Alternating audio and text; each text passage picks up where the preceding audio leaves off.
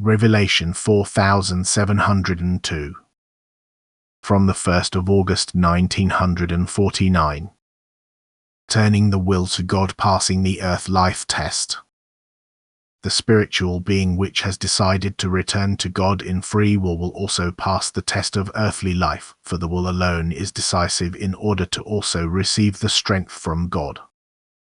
God will support the will turned towards him in every way, and even if the temptations approach him, God will hold him so that he will not fall. He will come to meet him as soon as he takes the right path to him through his direction of will.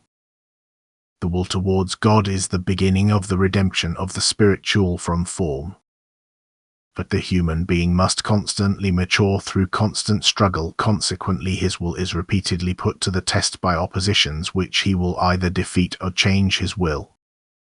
But the fact that the human being now completely distances himself from God, that he turns his will away from him again, will never be the case, because God no longer gives anything which once voluntarily submitted itself to him, thus was determined to strive towards him. Periods of standstill can certainly occur. The human being can be indecisive and temporarily pay tribute to the world, yet again and again he will return to the one who gave him life. Again and again the desire will arise in him to move within the eternal order, thus to fulfill the divine commandments, and this is synonymous with the subordination of the will to God's will, and thus already a past test of faith which ends with union with God. At the beginning of its embodiment as a human being, the soul declares itself willing to take on earthly life for the purpose of final maturing. Thus the will to belong to God and to do in earthly life what earns it union with him is first awakened in it.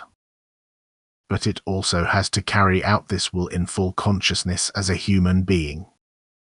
And therefore it is, so to speak, freely placed into earthly life so that it can make a decision, and the human being can only make this decision as soon as he becomes aware of his distance from God.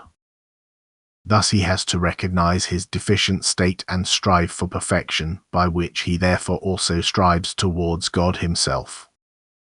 Then his will also become active, and then God will also provide him with strength and never ever let him fall back into the hands of the adversary from whom the human being has voluntarily withdrawn. Then he will constantly find support from those beings which have already completely entered into God's will and also want to move people towards it.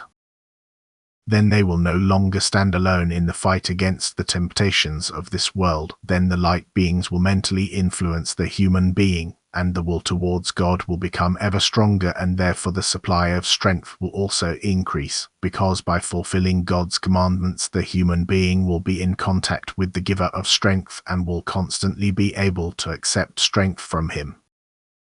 And the path of earthly life will not be unsuccessful. The human being will reach his aim, the unification with God, because his will is turned towards God. Amen.